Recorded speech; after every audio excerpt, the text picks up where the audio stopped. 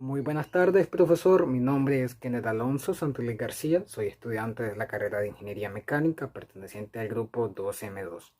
El presente video es el video resumen de la clase de chavetas y chaveteros, tarea que fue designada por su persona.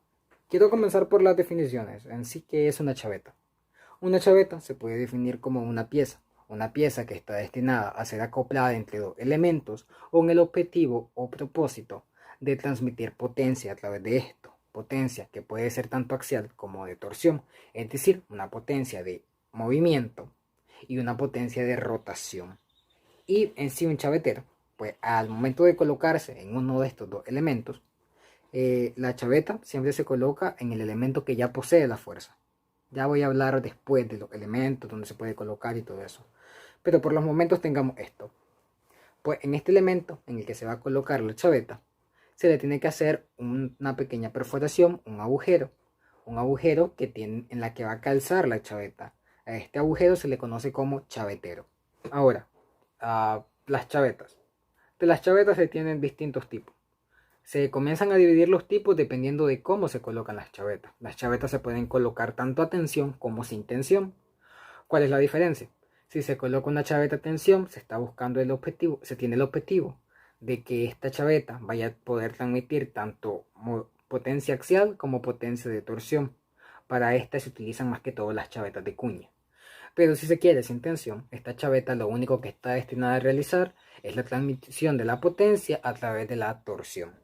¿Hay más tipos de chavetas? Por supuesto que la hay. Tenemos las chavetas planas, que las chavetas planas son tanto las prismáticas como las completamente planas, que son en sí, aquí están las imágenes de ellas, así como los que serían las segmentadas, que también se le conocen como las circulares o semicirculares.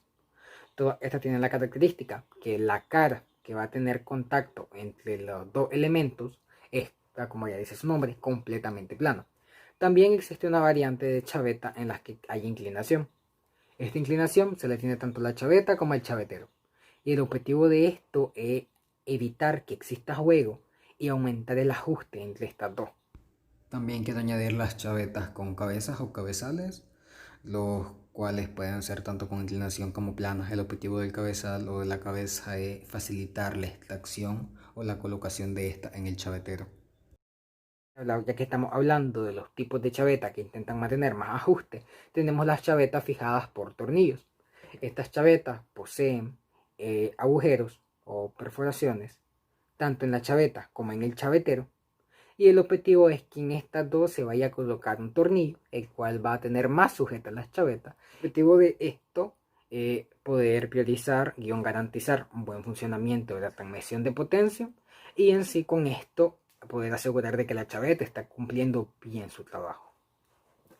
Estamos mencionando de que la chaveta se elige dependiendo del trabajo de lo que se va a realizar. Y es que sí, una chaveta es la pequeña pieza, tiende o está hecha para llegar a recibir o llegar a soportar potencia.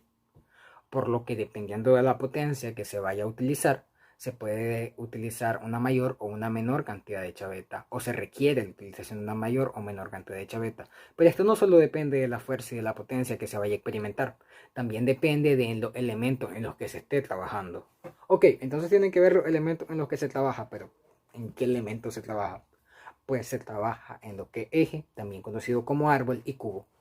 En sí, ¿qué son estos dos? Acá hay una pequeña ilustración de ellos para que se entienda mejor. El eje es un elemento dentro del equipo o del sistema, el cual generalmente posee una longitud considerable y una forma cilíndrica. Este es dotado por movimiento o rotación gracias a generalmente un motor, mientras que el cubo es el elemento al que se le va a traspasar el movimiento gracias a la chaveta. En el ejemplo anterior, este sería la rueda dentada, en el cual gracias a la chaveta comienza a rotar o a obtener el movimiento que inicialmente solamente tenía el eje. El eje puede llegar a ser liso, puede llegar a tener texturizado, puede llegar a ser enroscado, pues puede tener múltiples variantes. Pero en sí lo que más influye al momento de seleccionar una chaveta es el diámetro. A dependencia del diámetro se elige tanto las dimensiones de la chaveta como la cantidad de estas que se pueden llegar a colocar dentro de un eje. Esto se expresa mejor en la presente tabla, una parte de la tabla, que esta tabla también se puede encontrar como el catálogo de las chavetas, lo que hace elegir la chaveta a utilizar, más que todo las dimensiones de esta, con referencia al eje en el que se está trabajando. Pero bueno, ¿cuál es la importancia de elegir en sí bien una chaveta? ¿Por qué mencioné lo de las tablas?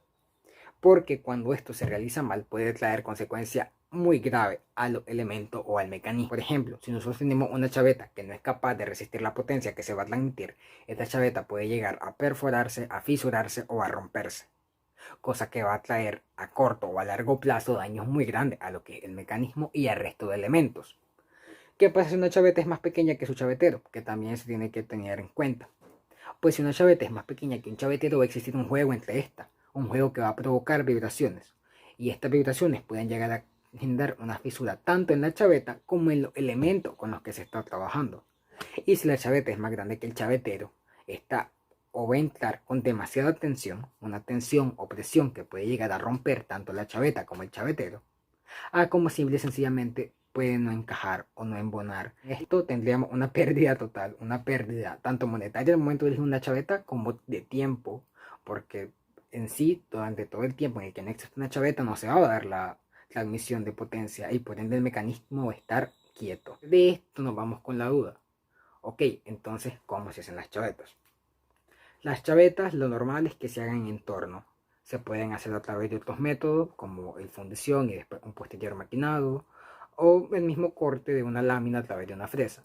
Pero lo normal es que se realicen en un torno. Se realizan con un acero de carbono, una aleación bastante utilizada para este tipo de piezas. Gracias a esto es que poseen un peso equilibrado con la cantidad de resistencia que poseen.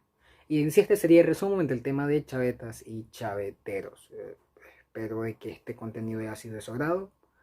Y bueno, le deseo un feliz día y le agradezco por su tiempo.